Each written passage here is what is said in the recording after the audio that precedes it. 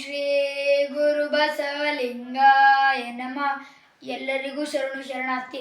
ನಾನಿಂದು ವಿಶ್ವಗುರು ಬಸವಣ್ಣನವರ ಒಂದು ವಚನ ಹೇಳುತ್ತೇನೆ. ನೀರಿಗೆ ನೈದಿಲೆ ಶೃಂಗಾರ, ಸಮುದ್ರಕ್ಕೆ ತೆರೆ ಶೃಂಗಾರ, ನಾರಿಗೆ ಗುಣವೇ ಶೃಂಗಾರ, ಗಗನಕ್ಕೆ ಚಂದ್ರಮನೆ ಶೃಂಗಾರ, ನಮ ಕೂಡಲ ಸಂಗನ ಶರಣರಿಗೆ ನೊಸಲಿಗೆ ವಿಭೂತಿಯೇ ಶೃಂಗಾರ.